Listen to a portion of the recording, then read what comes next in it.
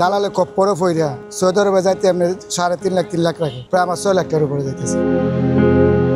দালালে আমার 4বার পাসপোর্ট বানাইছে। দালালে চক্করটা হলো তুমি রাস্তার ভিখারি হয়ে যাবো, ওর টাকার দরকার, ওর স্বার্থের দরকার। দালালে ওদের সরকারের মাধ্যমে বাংলাদেশ প্রসেসিং কাজগুলো নিজেরা করলে খুব যাইতাওয়ালা বুড়াইতে হবে। তারপর আমরা সহজের লেগে দালালের কাছে যাই। দালালের যাওয়ার পরে কি মনে হয়েছে, মানে আমার জীবনটা ধ্বংস করে দিচ্ছে।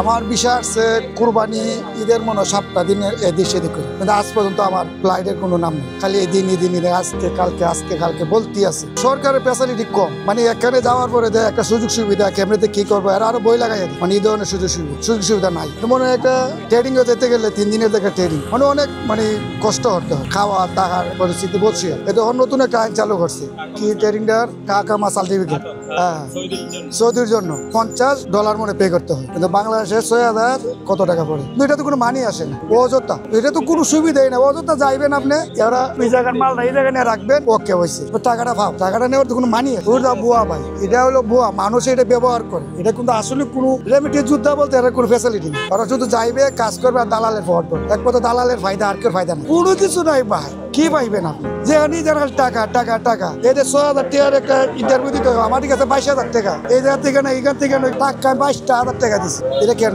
এটা না করলো তো এটা লাগলো না।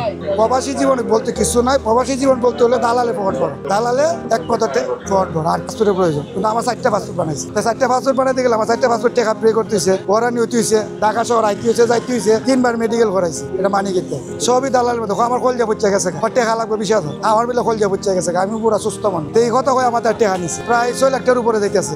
ডাবল হিসাবে লাগে 3.5 লাখ টাকা এখনই পড়ছে। আগে সৌদি আরব ছিলাম না, আগে ছিলাম মরিচাস থেকে ক্যান্সেল হয়েছি, আসে এখন সৌদি আরবে যাইতেছি। না, মরিচাস ভালো রস, মরিচাস 100% ভালো রস। টাকা মানে কিছু না, খালি যাইবেন আর কাজ করবেন, বাড়িতে টাকা বাড়াই। প্রবাস জীবন হলে মনে একটা জীবন, একমাত্র দালালের কারণে মানুষ অতিষ্ঠ, মানে দালাল খুব বেশি সুবিধা। বললাম না, আমার জীবন ধ্বংস করে দিয়েছে। আমি এতদিন আর 4 মাস ধরে বাড়িতে বসা, খালি বলে কালকে হইলে কালকে, বুঝছেন না? অনুপায় একমাত্র করা যে গভর্নমেন্টে যদি এটার ভিতরে হাত দিয়ে ইনভলভ হয়, তাহলে মনে সম্ভব হয়, কিন্তু মনে হয় না বাংলাদেশ এটা সমাধান হইবে।